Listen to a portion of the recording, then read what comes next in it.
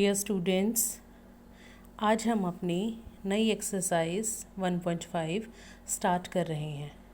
Students, ये जो exercise है 1.5 ये वैसे तो नेक्स्ट है, लेकिन इसका जो टॉपिक है इरेशनल रेशनल वो आपकी प्रीवियस एक्सरसाइज जैसा ही है। सिर्फ थोड़ा सा फ़र्क यहाँ पर ये आ गया है कि हम कॉम्बिनेशन ऑफ 2 और मोर टर्म्स ले रहे हैं। तो आपने क्या करना है, ये बताना है कि जो आपके पास गिवन टर्म्स हैं, गिवन एक्सप्रेशंस फर्स्ट पार्ट में, सेकंड में या थर्ड या जो भी आपको स्टेटमेंट गिवन है वो रेशनल है या इरेशनल। तो इसके लिए आपको ये पता होना चाहिए कि जो रेशनल टर्म्स होती हैं वो किस तरह की होती हैं। या तो पूरी पूरी कट होती हैं जैसे 3, 4, 5 या फिर 1.5, 1.9 यानी कि टर्मिनेटिंग। और नॉन टर्मिनेटिंग में कौन सी आती हैं, जो रिपीट होती हैं, ये सब आती हैं रेशनल में। और इरेशनल में कौन सी आती हैं, जो टर्मिनेट भी नहीं होती और रिपीट भी नहीं होती, यानी कि 2.3, 4, 5, 6 या इस तरीके से 0.734895 डैश डैश डैश, जो टर्मिनेट भी नहीं हो रही है और रिपीट भी नहीं हो रही है। तो हम अपने फर्स्ट पार्ट से स्टार्ट करेंगे। देखो, आपने ये तो देखा था लास्ट एक्सरसाइज में कि √2, √3, √5 ये सारे इरेशनल हैं। तो जब मैं 2 - √5 ले रही हूँ तो 2 - √5 तो ये भी कैसा होगा, इरेशनल। क्योंकि इरेशनल नंबर किसी भी नंबर में ऐड हो, सब्ट्रैक्ट हो, डिवाइड हो, मल्टीप्लाई हो, वो इरेशनल ही रहता है। सेकेंड पार्ट में देखो, आपने खोल दिया ब्रैकेट को तो 23 से 23 कैंसिल, प्लस माइनस के थे, हमारे पास बचा 3 और 3 आपको पता है रेशनल है। इसी तरीके से आपने √7 से √7 कट कर दिया। आपने हर पार्ट को बताया कि वो रेशनल है या इरेशनल है। अब ये भी जैसा कि आपको बताया कि रूट वाली जितनी भी टर्म्स होती हैं वो सारी इरेशनल होती हैं। और something added to irrational, subtracted to irrational और मल्टीप्लाई बाय इरेशनल और divide by irrational are irrational. और पाई तो होता ही इरेशनल है, तो पाई 2 से मल्टीप्लाई हो जाएगा तो इरेशनल ही रहेगा।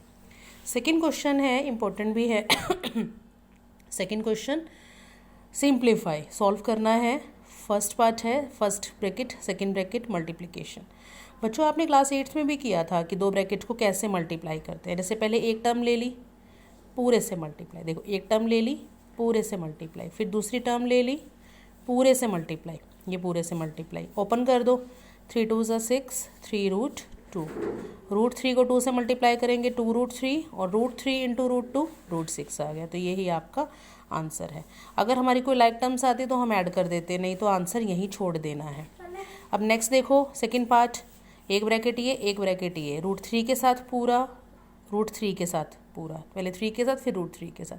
या फिर हम एक चीज़ और नोटिस कर रहे हैं यहाँ पर, वो क्या, एक तो मल्टीप्लिकेशन का रूल मैंने आपको बता ही दिया कि आप एक टर्म लीजिए पूरी ब्रैकेट, दूसरी टर्म लीजिए पूरी ब्रैकेट। दूसरा तरीका देखो, अगर आप सेम टर्म्स 2 बार देख रहे हो, 3 3 √3 √3, तो आप आइडेंटिटी लगाने की कोशिश कर सकते हो। आइडेंटिटीज़ आपने 8th क्लास में सीखी थी, जैसे a + b × a - b, a² - b², जो इस क्वेश्चन में लग रही है। और भी कई आइडेंटिटीज़ आपने सीखी थी, a + b का होल स्क्वायर, a - b का whole square, according to the situation हम लगा सकते हैं। तो हम यहाँ देखो क्या लगाएंगे, a + b, a - b, तो a² - b², तो 3 का स्क्वायर 9।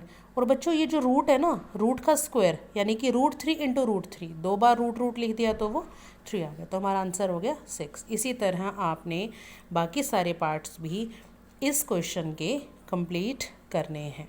ठीक है बच्चों, अब हम करेंगे next question, question number 3, third question करेंगे।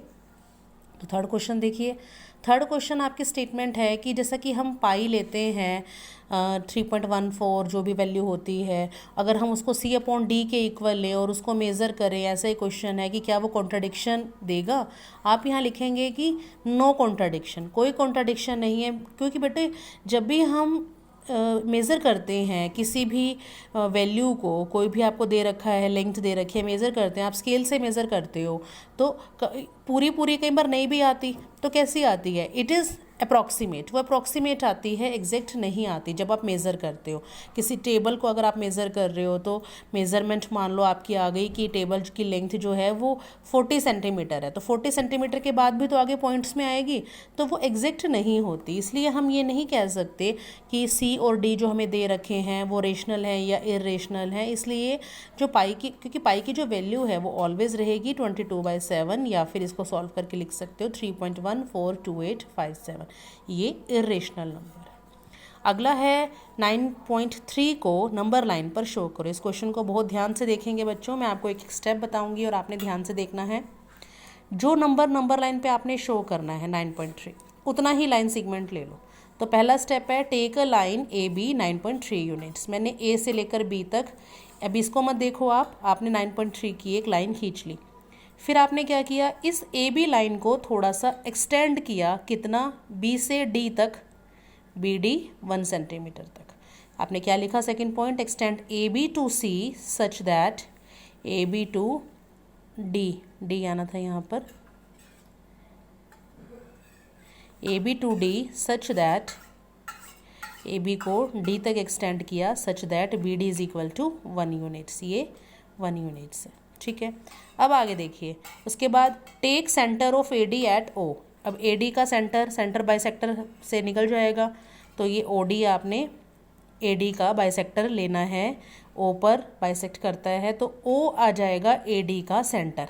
अब आपने एक चीज़ नोटिस करी कि ए बी लाइन जो थी वो 9.3 थी और बी डी लाइन 1 हो गई, ये 1 हो गई, यानी कि ए से डी तक का डिस्टेंस कितना हो गया, 10.3। क्लियर है ये, ओके।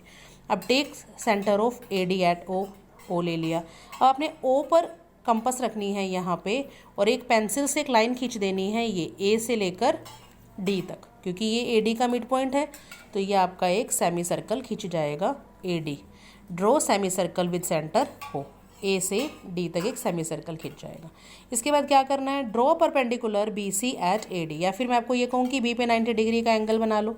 अब आपने बी पे 90 डिग्री का एंगल बना लिया तो 90 डिग्री का एंगल हमें सर्कल को यहाँ पे काटता है, काट दिया यहाँ पे। आप इसको ज्वाइन कर लो ओ से करना चाहते हो तो। और उसके बाद आखिरी स्टेप आपने क्या करना है स्टूडेंट्स, बी पे कंपास रखनी है यहाँ पे और सी से एक आर्क लगा देनी है ऐसे, और ये ई पर कट कर देगी। इस लाइन को, ए डी लाइन को ई पर कट करेगी और ई पॉइंट शो करता है रूट 9.3 ऑन नंबर लाइन। तो आपने क्या किया, यही स्टेप्स जो मैंने आपको बताए हैं। Take B as a centre, B पे कंपास रखी और बी सी एज रेडियस, इसको रेडियस मान के आगे आगे आगे आगे ऐसे आर्क लगानी है। ये आर्क ई पर कट करेगी ए डी लाइन को, तो ये जो ई पॉइंट है, पॉइंट ई, यही है आपका main point. E shows root 9.3 on number line. ठीक है, अच्छे से इससे ध्यान से आप सीखेंगे। ये चारों क्वेश्चंस 1 2 3 4, ये 4 क्वेश्चंस आप अपनी फेयर कॉपी में ज़रूर करें। एक एक टॉपिक आपकी समझ में आ जाना चाहिए। कोई प्रॉब्लम हो तो आप मुझे व्हाट्सएप भी कर सकते हैं या कमेंट में भी पूछ सकते हैं।